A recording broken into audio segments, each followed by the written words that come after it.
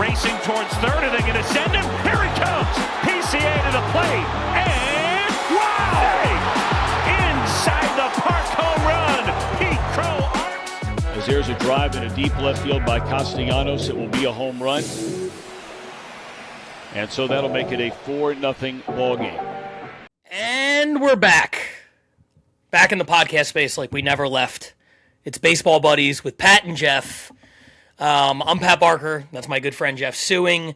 We're here to talk baseball with you guys, which I'm so excited about. Jeff, you and I, in a previous life, did a podcast together for 7 years. That was watched by a total of 7 people. Shout out to all 7 of them.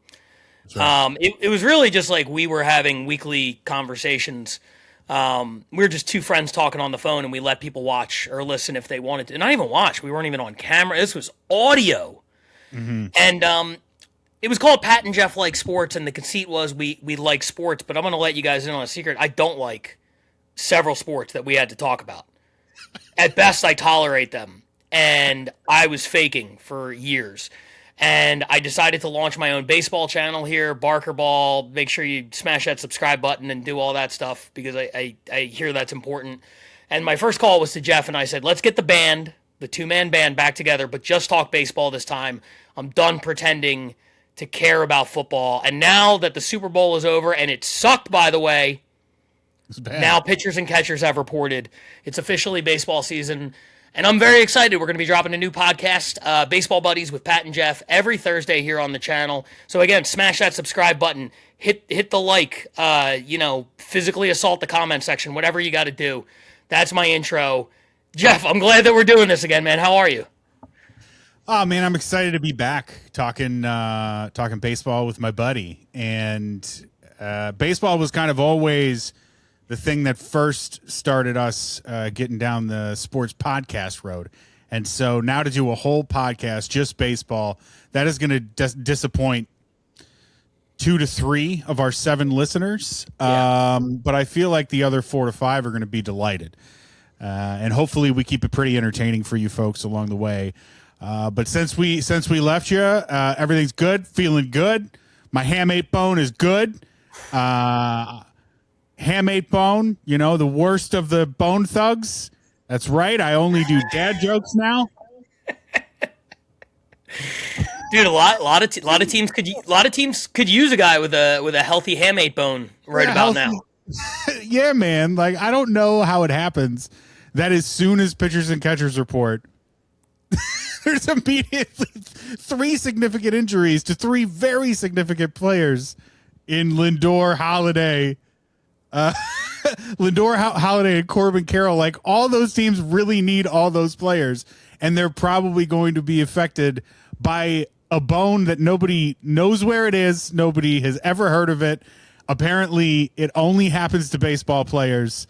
I've never, outside of baseball, heard of the hamate bone, but it is just wrecking careers left and right. And so I'm sure there's a collective gulp going on in Arizona, in Baltimore, and in New York right now. Relatively obscure injury, and just ravaging, spreading from clubhouse to clubhouse, which is, it's funny because one of the other videos that I'm doing for this channel, which will premiere tomorrow, the first episode of the Dead Ball Chronicles, where I go back and look at old baseball teams, pre-1900. It's one of my favorite things I've ever worked on. You gotta see it. Yeah, I've seen a sneak peek. You folks have to watch it. It's amazing. Thank you. I've worked very hard on it, but it is funny to like look back and just really see how many teams are like, we put together a pretty good roster, and then tuberculosis kind of went crazy in the clubhouse, and next thing you knew, like our team, we were out of the league because we couldn't field a roster. It was insane. This is the hamate bone is the tuberculosis of the 21st century, I feel like. That's exactly right. They didn't even have hamate bones in the dead ball era. You know what I mean? We grew hamate bones just so people that are old enough to like baby boomers could complain that back in their day they didn't have hamate bones, and so Corbin Carroll's a pussy or something. Yeah, all you kids with your goddamn bones. We never had these bones when we were around. Everybody was fine. Kids just growing all these bones. Okay. I feel like if we start riffing on Handmade Bones, that will be the entire podcast. And there's a lot to talk about. We wanted to do. Look, we could have gone, and we will going forward. This will become a weekly podcast to talk about the things from the past week.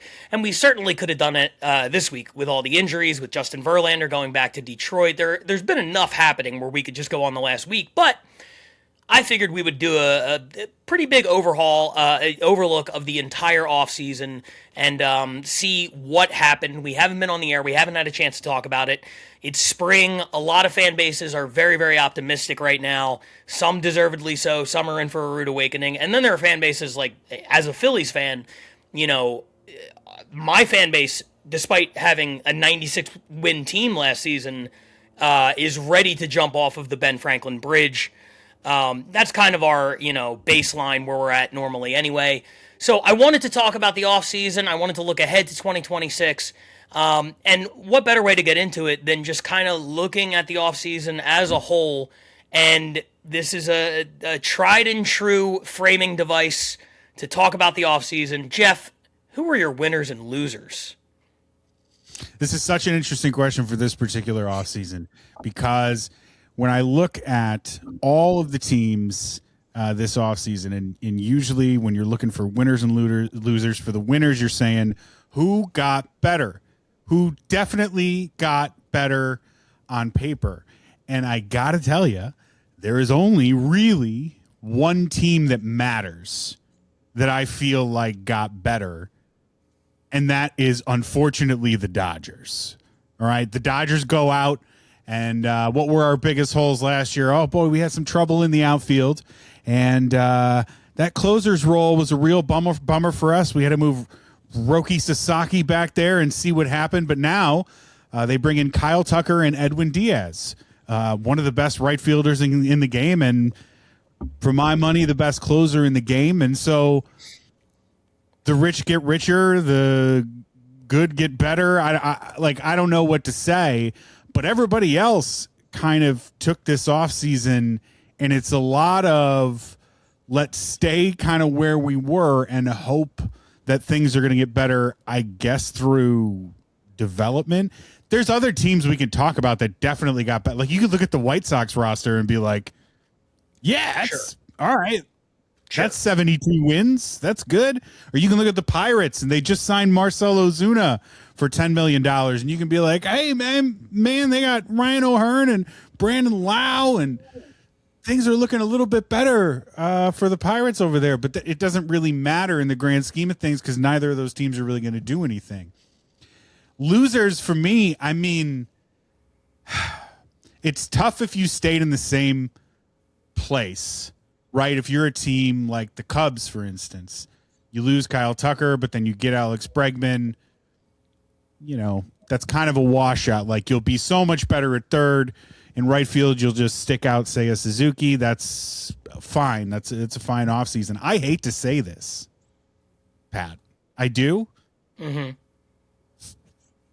The Phillies are a big loser of this offseason for me. I hate saying that. But considering what they've lost as compared to what they've added, and not to mention, we're just like sitting here and everybody's like, Nick Castellanos is still here, and we don't know why he's still here. Yeah. And he doesn't want to be here. Like, nobody wants Nick Castellanos to be a Philly anymore, and there's just nothing to be done about it. And it's another team where, like, the big thing with the Phillies is like, okay, are Andrew Painter and Justin Crawford going to be good? I don't know.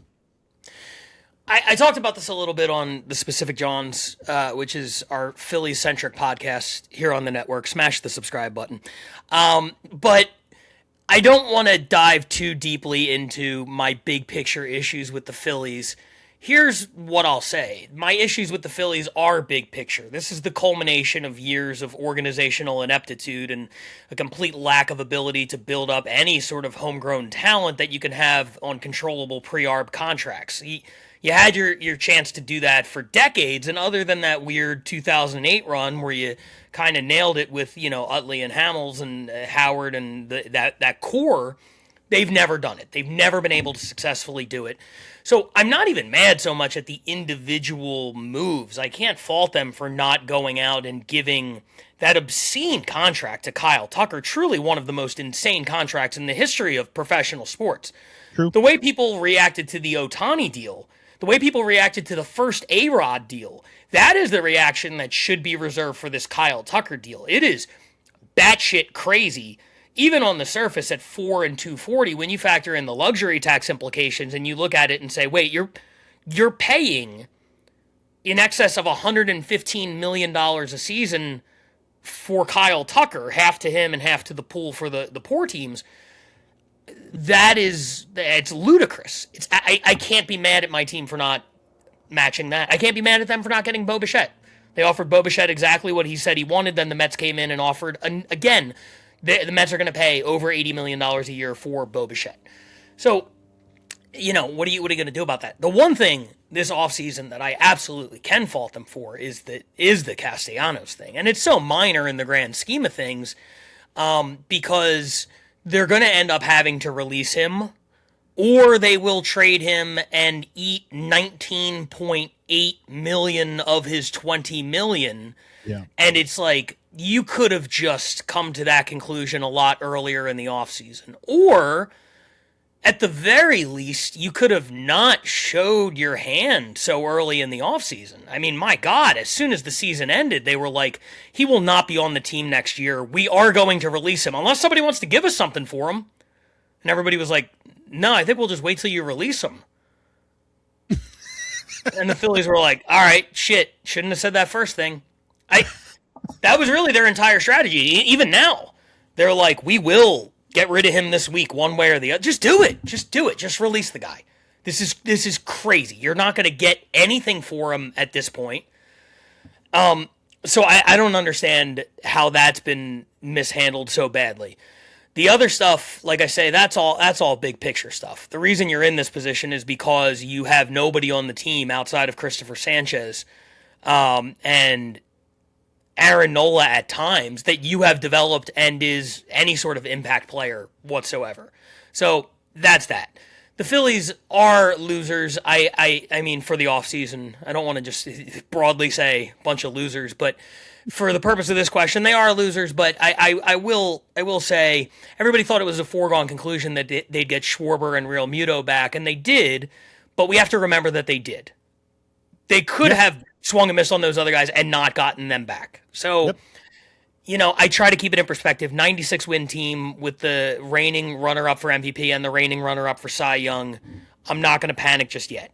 The big winner is obviously the Dodgers. I don't think the Tucker contract is good. I think it's awful, but they have the ability to spend awful money, and they're doing it. And why not?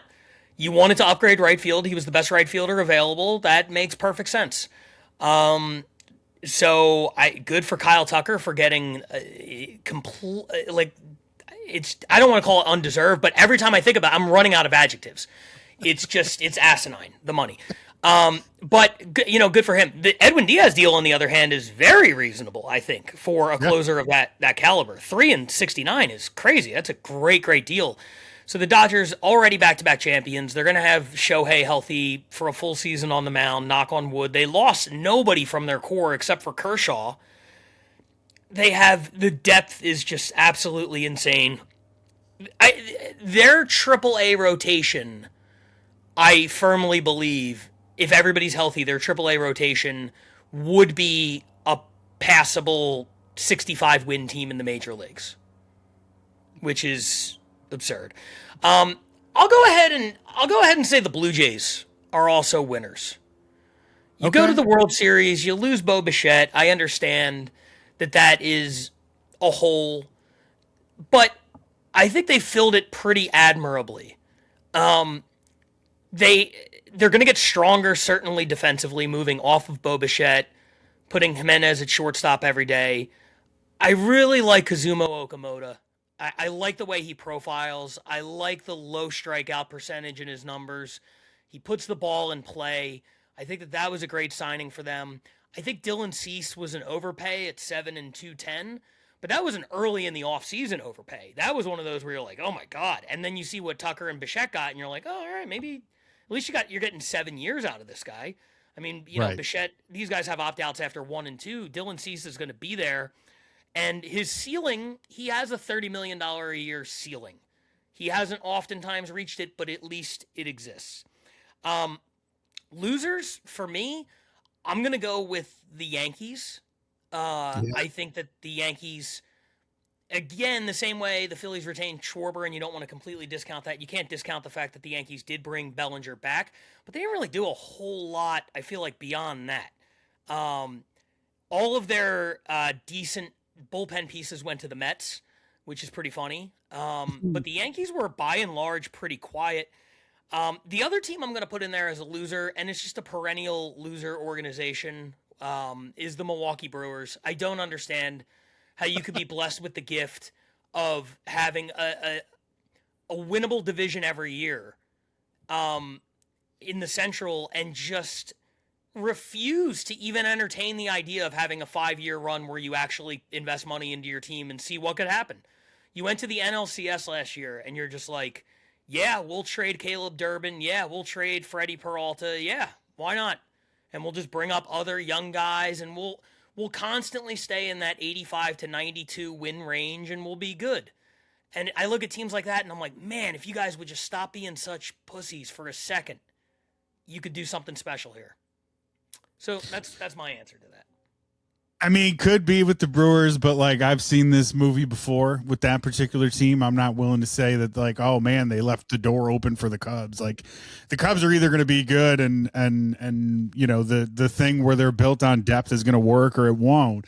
You know, and the Brewers, like, you know, did they find Andrew Vaughn at his absolute peak after we've been waiting for it since the day he got drafted? Maybe. Is Bryce Durang a power hitter now? Maybe. Is he the best second baseman in baseball? I don't know. Could be.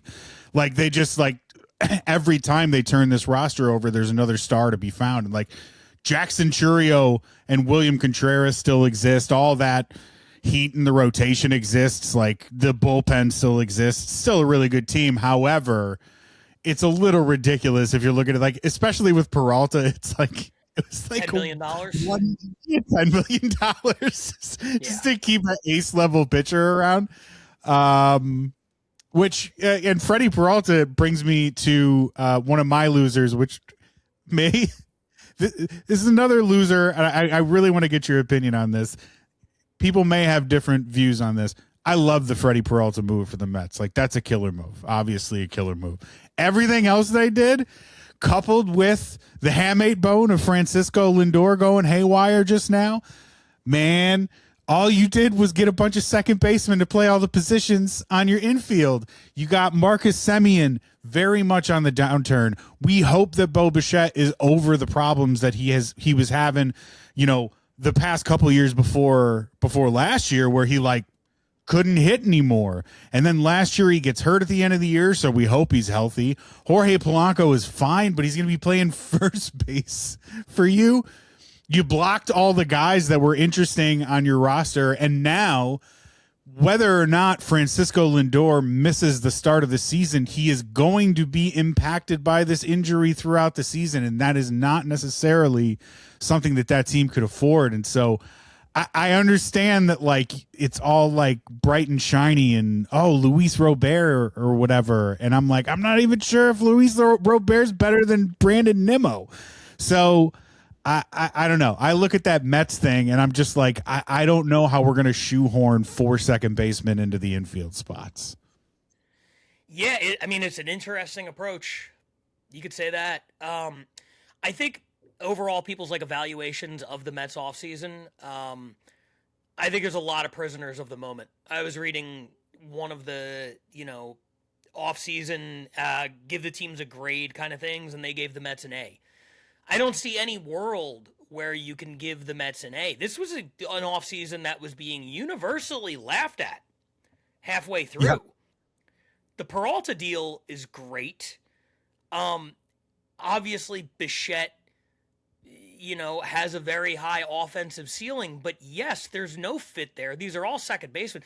This is not a case where the Padres went out and got all shortstops and they were like, well, they're all athletically gifted, so we can turn Fernando Tatis into a platinum glove right fielder, and we could put Manny Machado at third and he'll be a gold glove third baseman, and we could just move these guys and get all these shortstops and just have them play wherever we want. That's not what this is. This is a bunch of defensively limited, like second base is even pushing it with these guys. In a way, I would even hesitate to say that they got all second basemen. They got all DHs that are masquerading as second basemen. And I'm not sure that it makes them any better, over the long haul. I take that Semien can field the position. Other than that, though, I'm just like, you don't know what you're going to get out of Bo Bichette fielding the ball at second base. You don't know what you're going to get out of Jorge Polanco, and he's moving to first now. Brett Beatty was supposed to be your second baseman when you moved off of McNeil. But I'm just confused by their offseason. I don't know how to rate them. I don't know whether to call them a winner or a loser. I think that it's an interesting experiment because as much as Phillies fans are upset that they are running it back, quote unquote, the Mets did the exact opposite. The Mets did what Phillies fans desperately wanted the front office to do in the offseason, which is you got to do something. That's the ad. We don't care what it is. We don't care if it makes sense. I just can't watch this core losing the playoffs again. People get that thing in their head where they're like, the definition of insanity, keep doing the same thing, expecting different results. I tend to believe that the playoffs are a short sample size, and just because a team loses a couple times in the playoffs does not mean they're incapable of winning in the playoffs. So I would rather do what the Phillies did than what the Mets did, but I am in the minority. Phillies fans wanted them to blow this thing up. That's what the Mets did. They took their all-time franchise home run leader, one of the most universally loved players that they've ever had, the guy who desperately wanted to be there his entire career, and they disrespected him 2 off seasons in a row. I mean, last year, 2 years in a row, they were basically like, yeah, hey, fuck off. Yeah. We don't want you here. And there's no reason I can understand why. It can't be, well, we're going to replace you with Jorge Polanco. That's not exactly Albert Pujols, So I don't know what they're doing, but it's going to be interesting to see if it works. And it's going to be hilarious to see if it doesn't. I want one more team, and then I'm going to move us on into something else. I just want to get the feel because, I have no idea how I feel about this team, right? So the Tigers, kind of the surprise team of last year. Of course, they came out of the AL Central because that's the division you can be a surprise team in, right? But, they come out this offseason, nothing's going on. Then, boom, Framber Valdez, Justin Verlander comes in. Of course, that has a lot to do with Reese Olson having to be out for the season. It's a team that's got kind of prospects bubbling up, ready to go. And it's a team that was kind of set out in the field, so I understand not taking a lot of shots there. Now they upgrade their rotation. Obviously, they completely embarrassed themselves with the Tariq Skubal arbitration negotiation, where I heard he baller showed up with his Cy Young awards and just put them on the table, and he was like, "Yeah, $31 million." Good. That's how it was. So they get Skubal back at least one more year there, or at least half a year there. They've got Framber. They got Justin Verlander. Are you feeling like we're going to get a repeat of this Tigers thing, or is a new team going to take control of the AL Central, as seems to happen every other year? I'll say this. I like that they added Valdez and Verlander. I think you got to commit to one direction or the other. The biggest mistake the Angels made with Ohtani is that they never committed to winning. And I'm not sure that the Tigers have fully gone into that mode where they're committed to it, but they've at least taken more steps in my mind than the Angels did that last year with Ohtani when everyone knew they should have dealt him. They could have gotten a haul from the Padres and really made over their entire minor league system, and they chose not to. I think the Tigers should do the same with Skubal. And I think every extra day you hold on to him is a mistake. But that being said, if you're going to make the mistake, you might as well put yourself in the best position to reap the rewards. of that decision. And that means winning the Central, getting into the playoffs, and saying, hey, you throw Skubal and Valdez and maybe Verlander if he catches lightning in a bottle, maybe Casey Mize, whoever, ends up being there, like, who knows what can happen. The division is eminently winnable. The Royals have a lot of good pieces. The Guardians always have a lot of good pieces, but they could do it. They could win this thing. I don't think that they're, again, if they don't think they can lock up Skubal long term, and I can't see why the hell they would think that they could, but if that is true and they don't think they can, I would move him before the season starts. I wouldn't even wait till the deadline because his value is way less at the deadline. But that being said, if you're going to keep him, you might as well do this. So good for them. Yeah, I mean, we'll see what happens on that. And I mean, kind of as we move in to this season, teams like the Tigers, I'm trying to see where your head is at, where your crystal ball is at for 2026, right? Like, can we talk a little bit about where we're at now? I want to make something clear here. This is not a betting podcast. We're not going to give you any bets. We don't do that stuff. But we've got odds, right? We've got odds for who's the favorite to win the World Series, who's the favorite to win divisions, who's the favorite to win, MVP of the AL, Cy Young, all that stuff. And we can let it guide us a little bit, but we are not saying go bet any of this stuff right now. No, in fact, I'm going to cut you off, and I'm going to take it a step further because this is my channel. It has my name on it, and I want to be very, very, very clear here. And please, everybody, take this snippet and hold it, because someday either I'm going to prove that I am the most honest, virtuous man you've ever seen, or I'm going to go back on my word, and you can rub this in my face, but I won't care because I will have gotten the bag, as the kids say. And I'll be like, yeah, I lied, so what? But it is my intention, as I sit here on February 10th or 11th, whatever day this is, I don't even know, I will never have a gambling website advertise on this platform.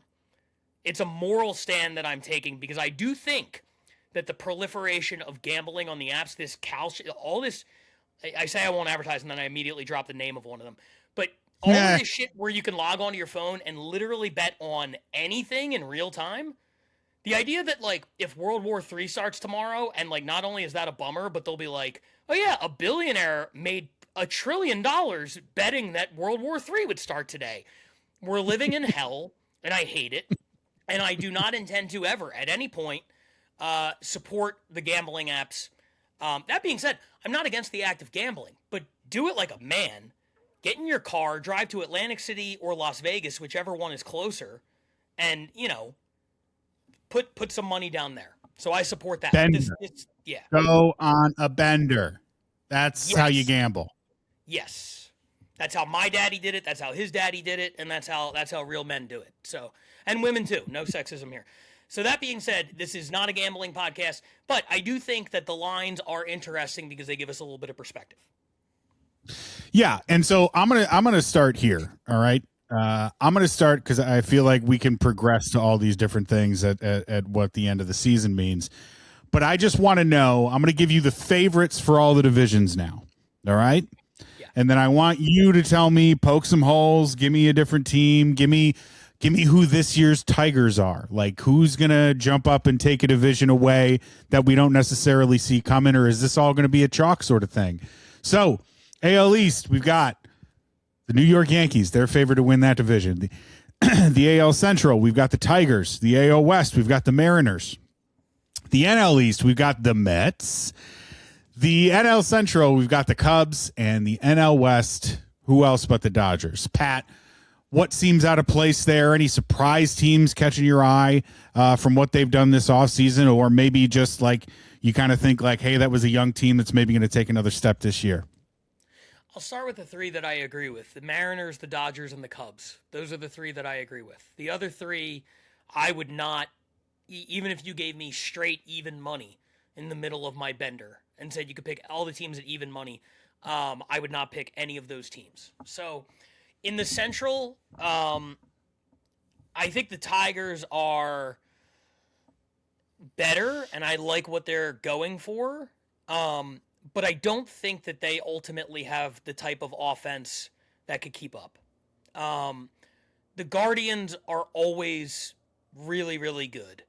They just signed Jose Ramirez to another just joke of an extension. I mean, my God. Nobody loves Cleveland as much as Jose Ramirez loves Cleveland, dude. And I like Cleveland. Yeah, no, you used to live there. I feel like Drew Carey would be like, dude, this is a bit much. You can't like it that much. Wild. It is, but it's also just such a great story. I don't want to get off on a Jose Ramirez tangent, but wow, what an underappreciated player. Still, even as he has been named the most underappreciated player for the last decade, every year it never changes. He's gonna get a statue. He's a statue player. He's amazing. Yeah. Oh, 100%. And then I like Kansas City. I do.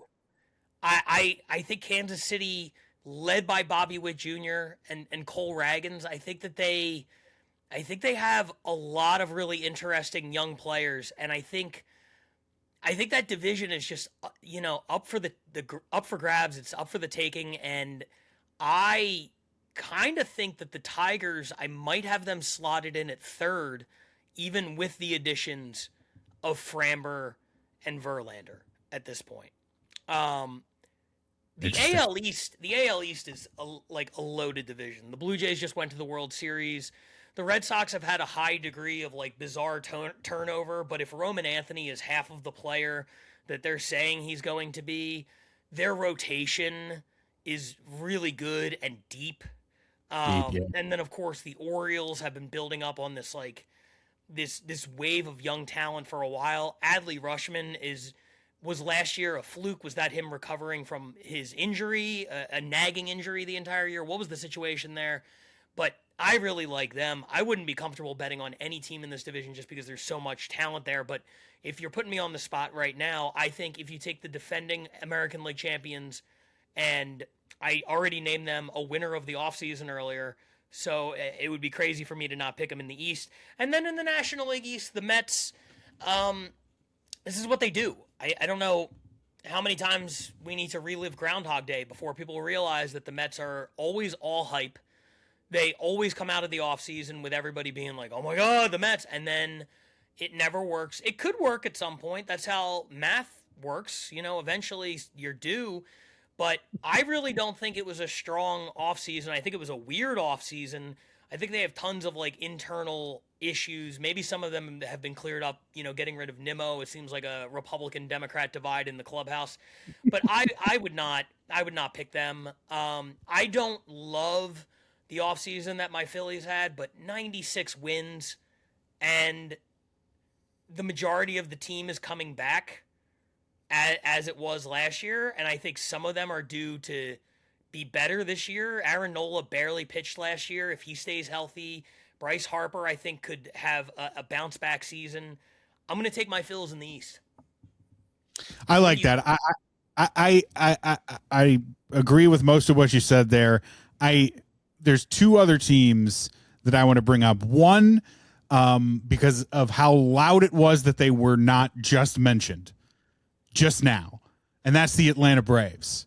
Okay, as far as the NL East goes, you weren't even mentioning them because they've become an afterthought, and I find them so fascinating because they're this team. They're almost the team that built their team in a way that almost every fan would dream of. Right?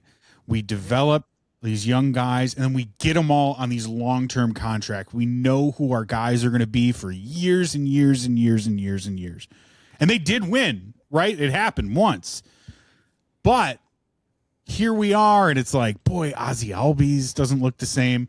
Ronald Acuna Jr., for as special and wonderful that he could win the MVP this year, and it wouldn't be a shock. But, like, now we're all just like, when's the next injury going to happen? When's the next thing going to happen? It seems like every year they throw like a new arm. Like last year, 2 years ago, right, it was Spencer Strider. And Spencer Strider comes back last year. He doesn't quite look like himself anymore. Can't throw as hard as anymore. Then last year they lose Spencer Schwellenbach. That guy's already on the 60-day DL now. So it's like all these young guys that keep coming up, there keeps being these things that just knock that team back down. And it's like, I don't know how many more years we're going to get like Matt Olson about at the peak of his powers. Now, granted, they had another guy last year, Drake Baldwin, come up and look like an absolute superstar monster.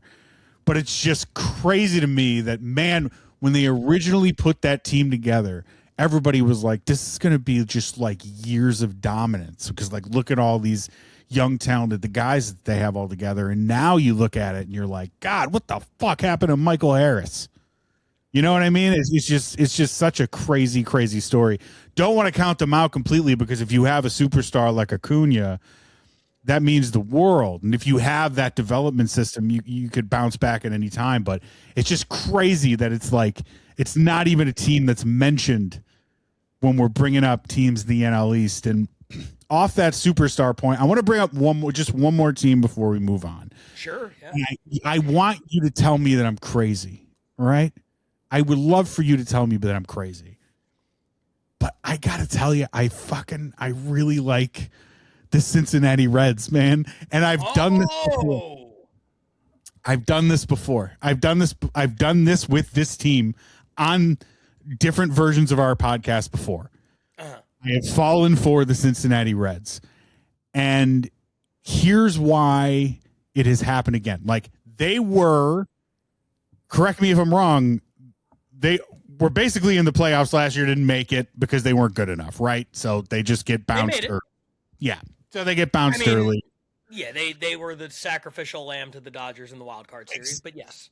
Exactly. And so, but then now we've got this team coming back, and I had not thought of them all offseason until I see a notification pop up that Eugenio Suarez is returning to the Reds. And then I thought, boy, let me just go check out the baseball reference. Like, who's projected to be starting here? And we've got TJ Friedel in center. He's back. He's a decent ball player. Noel V. Marte, young guy who showed a lot of promise last year. We've got Ellie De La Cruz. We've got that superstar that we need that I was just talking about. We've got Sal Stewart, who is a guy that came up last year. There was a guy who's a top 50 prospect, came up last year. All he did was hit the bejesus out of the ball every single day that he was up. We've got Tyler Stevenson, one of the best hitting catchers in the game.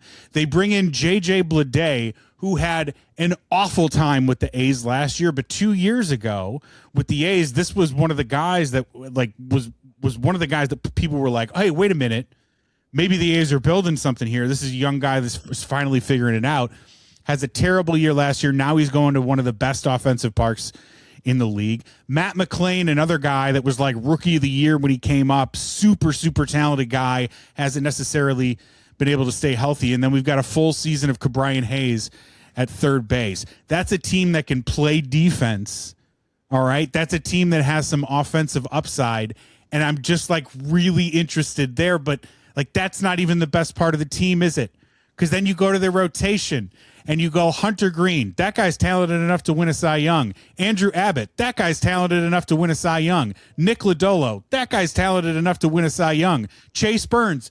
That guy's talented enough to win a Cy Young. And then we've got Brady Singer, who's just the mid-rotation starter there to eat innings. And even there, if somebody gets hurt there, I've still got two top 50 prospects sitting at AAA in Chase Petty and Rhett Lauder, ready to come up and take the place of whoever gets injured when they get injured.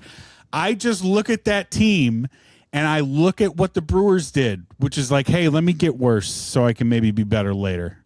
You know, let me win 88 games this year so I can win 92 next year, right? Yeah. And I look at the Cubs, who let Kyle Tucker walk. And, of course, like, that contract is ridiculous, totally understand. But you replace him with Alex Bregman, right?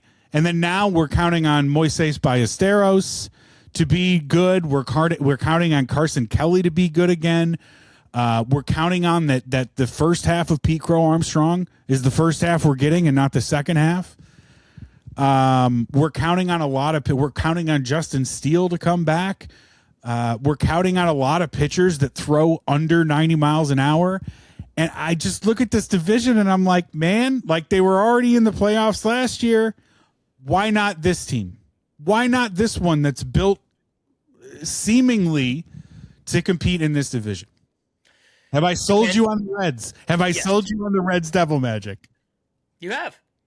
Yeah. I'm not even going to try to talk you out of it, man. You brought up a lot of really good points. And one thing that you didn't mention, but I think is important here, is that they tried to give Kyle Schwarber in excess of $150 million. Yeah, imagine. That's how that story goes. They told Schwarber when he was ready to take the 5 and 150 from the Phillies, they said, we will beat that. And he was like, basically, don't.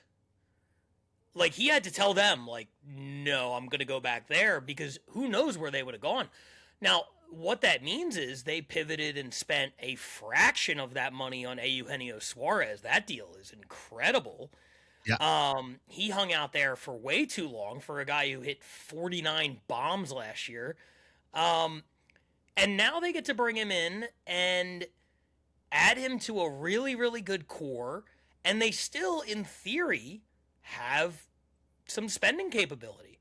If they want to add someone at the deadline, they can. You talked about 2 top 50 prospects in the. Not that that's really their MO to make a move for a big bat, but it seems like they could.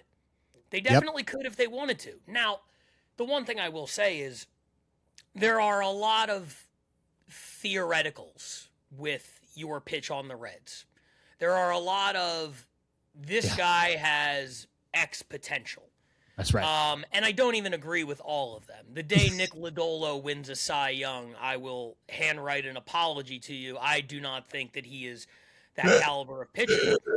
But Hunter Green is. Yeah, he Andrew is. Abbott is maybe a rung below that, but not too far below that. Chase Burns has that level of potential in his future, perhaps.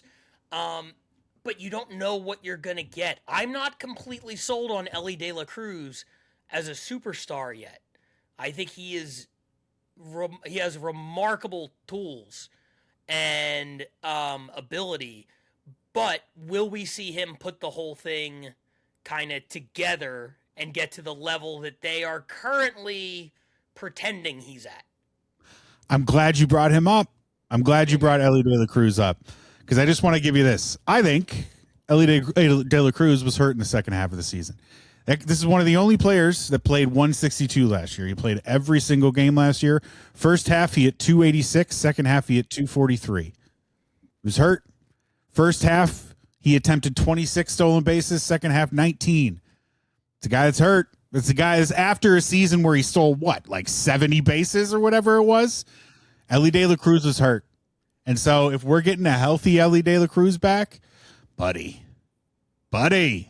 Yeah. Buddy. Look, and listen, that's the difference between being a superstar and just being a guy that is fun to watch. And not that there's anything wrong with that, by the way. Bo Jackson is one of the most revered players of all time. There are a few players I'd rather see a highlight reel of than Bo Jackson. Bo Jackson also was never really a major league superstar. He just, had a cannon for an arm and could hit the ball 500 feet and ran like a fucking gazelle. He never put it all together and stayed healthy long enough. And he had a part-time job on the side that was taking up a lot of his energy. I understand that. But the thing is, he was never a top 10 player in the league. But boy, was he fun to watch. And maybe that's all Ellie ends up being. And that's totally fine, by the way, if that's the case. But what I'm saying is, I think he could elevate to that next level. I think he could be an MVP candidate. I think he could be a top 10 player in baseball and not just a top 10 fun to watch guy in baseball. And if he does make that leap, yeah, the Reds could easily win that division. Easily. Well, let's talk top players in baseball. So let me give you some favorites. Let's start with the Cy Youngs, okay? I want to give you the AL and the NL Cy Youngs. Just, let me know what you think of the names, and then throw out a couple more if you've got some. So here's the favorites in the AL for the Cy Young Award. Tariq Skubal, not anything crazy. Garrett Crochet.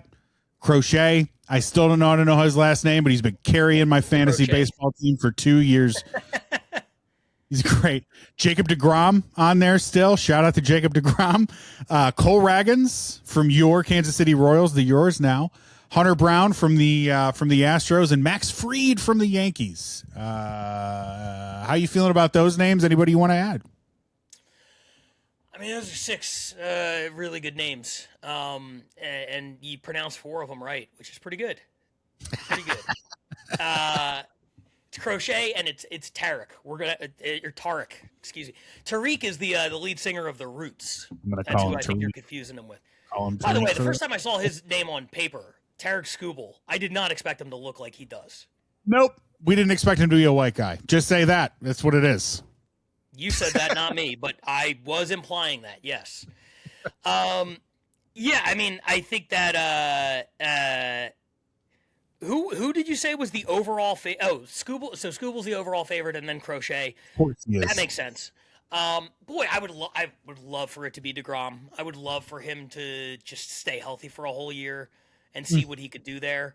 That would be, God, that would be so fun to watch. I don't think that it's going to be him, but that's the guy out of all the names you just gave that I'll be rooting for. It's no fun to go chalk and say Skubal, but he's won 2 in a row for a reason. Him and Skeens are the 2 best pitchers on planet Earth. But just knowing that it's not fun to say that, I'll go ahead and I'll pick another name. And unfortunately, it's not a name that's completely out of the list you just gave. But I really do like Hunter Brown with Houston. Yeah, he's great. He's outstanding and he's young, and in theory, he has maybe another level to get to. That's which right. is just scary. That's a team we haven't really talked about, but adding Tatsuya Amai to that rotation, losing Framber, but Framber tried to kill one of his teammates, so maybe that's a wash. Yeah, I'm gonna go with Hunter Brown. But if you need me to throw another name out there, I think that somebody from the Seattle Mariners will emerge this year. Whether it's Brian Wu, whether it's Luis Castillo, I think they're gonna have one guy really take a jump forward and establish himself as a top 3 Cy Young guy. That's my other prediction. What do you think on that one? Yeah, I mean, I couldn't wait to get Seattle Mariners out of my mouth right there, where it was like Brian Wu, like a healthy George Kirby, like somebody else on there could pop up on this list this year. I don't know who else you would want to pick besides these guys. Like, of course, health is gonna play a major factor in whatever this is. I might just, to be fun, go a little off board myself here and go for a guy that pitched his first full season last year for a team that you mentioned is a team that you think might win the AL Central. I think Gavin Williams has nasty shit. And that's the guy. It's just a guy that's got that like Garrett Cole build where you're just like, at some point there's going to be a click. And then Gavin Williams is going to be one of the best starters in baseball. Is it going to be this year? Probably not. But just to be fun and bring up another name, that's another one I'll bring up. Let's move to the NL real quick. Real quick. Go ahead, hit me. Treya Savage. Treya Savage, huh? Just going to put the name out there. No All further right. comment. No further All right. comment. Since we're pulling names out of left field, could be fun. Treya Clearly Savage. wonderful.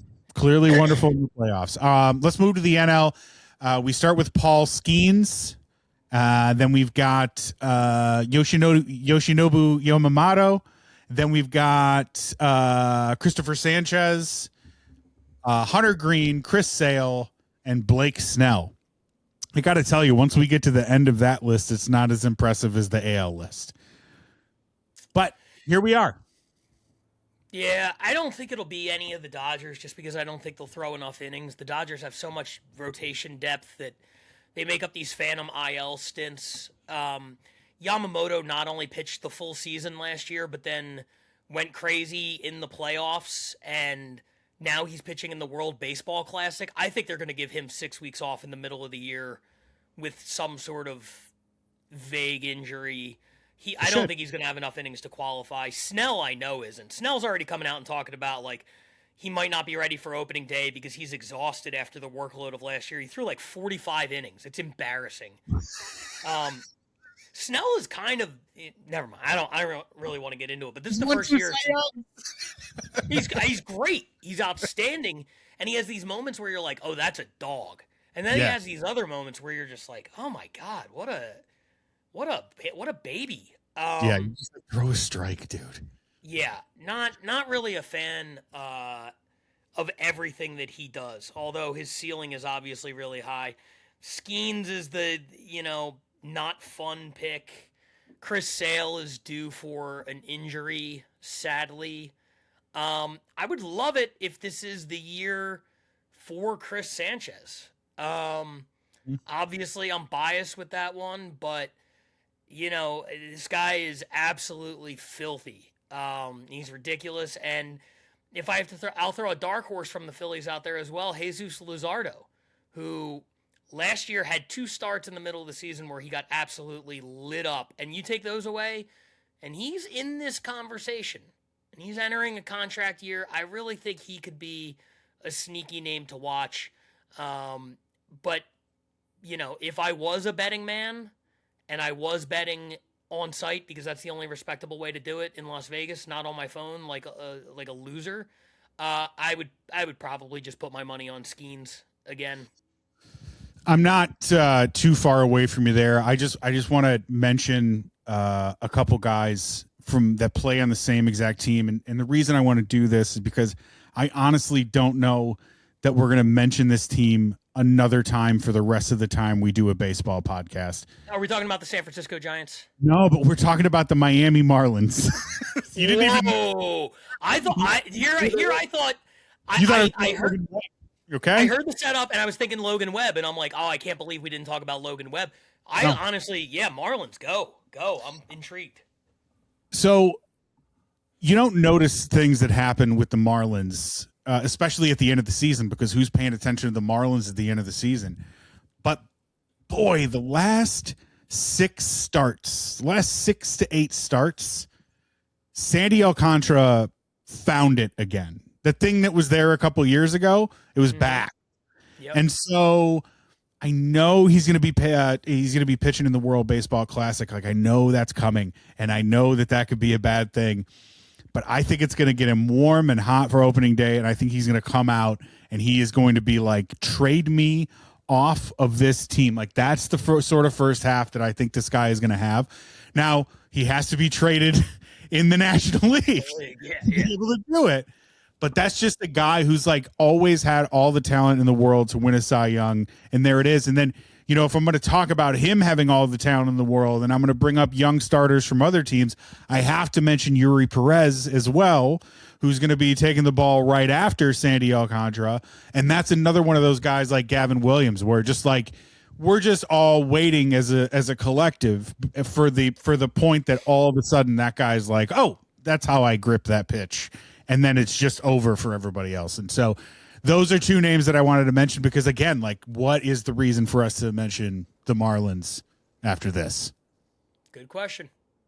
All right, let's move on and let's do some MVPs, okay? So in the AL, here's your favorites. Aaron Judge, that's a shocker. Bobby Witt Jr., Cal Raleigh, Gunnar Henderson, Julio Rodriguez, and Nick Kurtz. Who are you feeling from that group? Or we got another one? I'm gonna save you some time here, and I'm gonna do AL and NL right now. From now until further notice, my official picks are Aaron Judge and Shohei Ohtani. That's good. And by the way, it's a good thing. I know voter fatigue is real. I know fans get sick of players being really good because then there's a lot of attention around them, and then it's like, oh, you're glazing this guy. That became the hot word over the last couple of years, where every time there was any Ohtani, oh, you guys are glazing Ohtani. It's like, yeah, I mean, Major League Baseball, the Dodgers? Yeah. Like, yeah, they have a product, and he is the product. That would be like if you got mad at Toyota for running Camry commercials. It's like, oh, you guys are glazing the Camry again. It's like, yeah, it's their car. They're trying to sell it to you. Like, what are we talking about here? But, so fans get upset. It's the reason that, Babe or Michael Jordan didn't win the MVP every single year, or LeBron There was a run where LeBron could have been the MVP 10 years in a row, but there's voter fatigue. They get sick of it.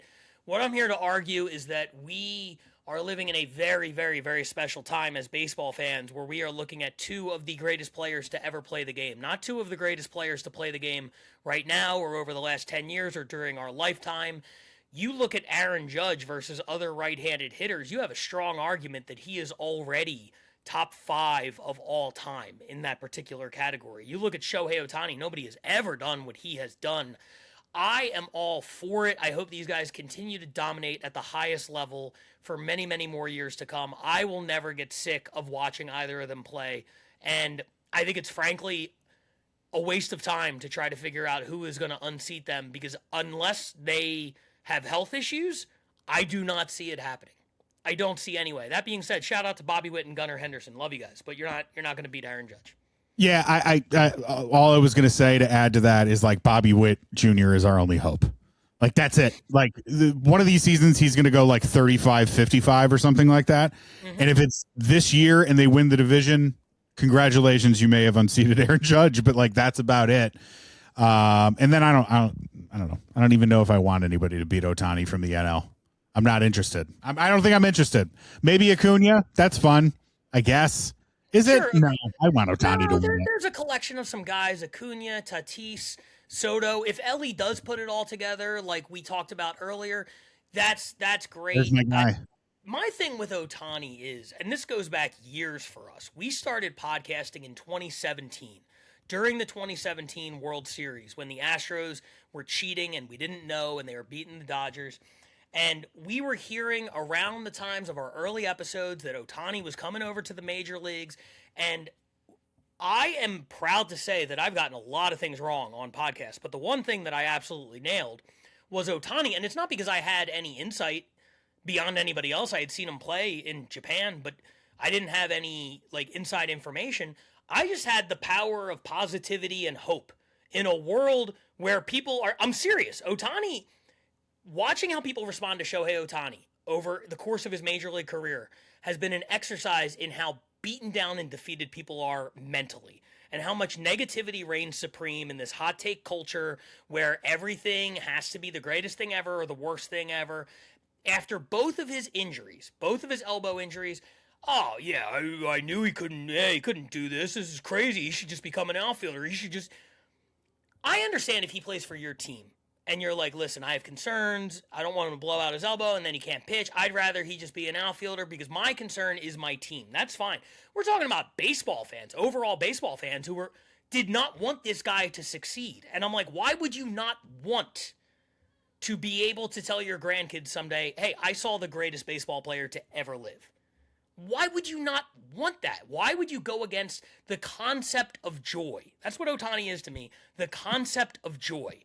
So I hope that he wins 5 more MVPs. I hope that every social media post is about him. I hope everybody gets all upset about it in the comments and everything. And it's not because I'm a Dodger fan. It's because we are watching the greatest player to ever do it. We happen to be alive in the same time frame as this person, and that is completely insane. Can you imagine talking to your great-grandfather and being like, did you ever see Ted Williams play? And he's like, yeah, but I fucking hated it. I don't know. Everybody talked about how good he was. I got sick of it. I saw him hit 3 home runs in a game once, and I was miserable. What good does that do anybody? Anyway, Judge and Ohtani. Oh, God. All right. So we're going to do a little exercise now to finish this off, okay? Okay.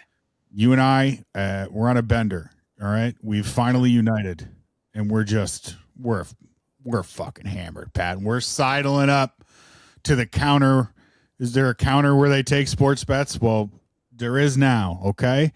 There's a counter, and we're going to go make our sports bets, and we're going to put money down. We're going to put money down on one of these teams to win the World Series. You tell me where the money should go. All right, we've got the Dodgers at plus 220, the Yankees at plus 1,000. That's the number 2 team. The Mariners at plus 1,300, the Mets at plus 1,300, the Phillies at plus 1,500, the Red Sox at plus 1,600, the Braves at plus 1,700, the Blue Jays at plus 1,700, the Cubs at plus 1,800, and the Orioles at plus 2,000. Where's the money going, Pat? It's not going to be on the Dodgers because if I'm on a bender, there's no way I'm going with the odds-on favorite for anything. It's no fun. I'm just shit talking I'm just hammered and shit talking the Dodgers, talking about how they cheated or whatever, like whatever I'm making up at that point. Dude, the whole time I'll be like, Ohtani's not even good. Why do they keep giving him so much credit? So it won't be the Dodgers for that reason, just because there's nothing fun about it. Using those numbers you just gave me, look, in order to win a World Series, a lot of things have to go right. A lot of things have to break your way. That's a given. So I like to look at ceilings. And who do I feel like has a ceiling if everything goes right where they could do this thing? Who do I think will pull the trigger on a midseason trade if it means getting the player that will put them over the top? And I'm looking at these numbers and I'm like, man, something about the Boston Red Sox at plus 1,600 feels really good to me. Mm-hmm. And it would be the worst money I ever made because, boy, I do not like to watch those guys win even a little bit. I would probably be rooting against them. But I think that's where my money would go. I don't think the Yankees are as good as people are making them out to be. Obviously, getting Garrett Cole back is going to be huge. That's like signing a big free agent. But I wish I could short the Yankees market right now. No, thank you. Yeah, that's kind of how I feel. I'm gonna go Red Sox. But I'm curious to know what you think on this one. Yeah, so I've got two picks here, right? One of them doesn't feel like it's super exciting, but I just think they might win the World Series, and that's the Mariners. And the Mariners at plus 1,300. This isn't necessarily because of Cal Raleigh and what he did last year. In fact, I think him coming anywhere close to what he did last year ever again in his career is extremely unlikely. It's really, really hard to do that when you're a catcher, and especially an important catcher that is like good at defense. Like you have to be back behind the plate. That's going to take a toll on you because it comes for everybody, right? Julio Rodriguez is like the star who in the second half of the season becomes a superstar. Happens every year. You can go look throughout his career. He starts off and Mariners fans are like, oh, this guy, it's a lot of grumbling. And then it gets to the second half of the season in the playoffs, and as all of a sudden we're back to that Julio is a superstar player. You look at the rest of that roster, Arozarena, battle-tested guy. Josh Naylor, kind of the perfect fit for their lineup in first base. Then they go out and make a trade for Brendan Donovan. And that trade was wild because it was like a trade that they made and you were like, that much for Brendan Donovan? But like when you look at the context of that team and exactly what they needed one of those guys who just is an asshole at the plate and will not strike out and gets on base. And now he slots nicely at the top of your order. They're still, it feels like, one bat away, but they've got the ammo in the minor leagues to make that move happen. We just talked about how good that rotation is. We didn't even talk about their bullpen, but their bullpen is fucking gross. Yeah, with Munoz at the back end. Yeah, I love the Mariners this year, and then I just got to tell you, you're talking about everything breaking right, and you're talking about I'm 3 sheets to the wind here. I'm sidled up. You know who I'm looking at right now? Colorado Rockies. I'm looking at the goddamn Chicago Cubs at plus 1,800. Yeah. Let me tell you something. Hell yeah, dude. I love it. This is a very deep team. Very deep team. I'll tell you right now, I feel very good about the Cubs getting into the playoffs because I look at that rotation as not a 1 through 5. I look at it as a 1 through 9. There's rumors that they may also add Zach Gallen, and then it's like 10 guys that have starting experience. That's interesting. They've moved Matt Shaw to the bench, so when he's not speaking at right-wing conferences, he can come in and be a utility man, which is totally great. Sure. Then you've got Alex Bregman at third. That defense with Swanson and Horner. Nico Horner's so fucking good. They better re-sign him. Michael Busch broke out in the playoffs. Seiya Suzuki had a huge year last year, was great in the playoffs. Maybe this Moises Ballesteros is everything we need at DH, but we also have some options in case he isn't. there's a lot of things that have to go right still. Like somebody's going to have to step up and all of a sudden be a superstar. It's going to have to be like Pete Crow Armstrong now takes walks and strikes out even less than he did before. Right. That happens, then we're talking about a team that can rival any team in baseball. And at plus 1,800, looking at this sheet, I'm feeling pretty good right now, Pat. I'm sidled up, and I'm feeling really good about the Cubbies. I'm calling them the Cubbies right now because I'm hammered. I love it. Dude. Yeah. That's dude, I'm pulling for it. I think you have a likable team there. I think they're a lot of fun. And I think if you guys gave the Dodgers a real run for their money in the playoffs, you'd become America's team. Everybody would love you guys. And watching what's happened with the Dodgers, we have to have a bigger conversation, obviously, about the future of baseball, the salary cap. The World Baseball Classic is coming up. We got a lot of stuff to get to, but we're already over an hour here. We went really in depth on just kind of like offseason and 2026 predictions. So what I'm going to do is let's curb the rest of it. We had it on our little sheet here. We were going to do it, but it deserves the time necessary to have that real conversation, especially in regards to the future economics of baseball, the salary cap potentially being implemented, all that kind of stuff. So I want to save it. I want to leave the episode there. I'm glad that we got back. I'm glad that we did this again. Any closing thoughts for the people on anything we've talked about here? No, man, I'm just really excited about baseball coming back. I'm really excited to talk baseball with you folks. But most of all, I am excited to talk baseball with Pat motherfucking Barker. I'm excited too. I'm also excited for you guys to just smash that subscribe button. Just smash it as hard as you can. Hit the bell.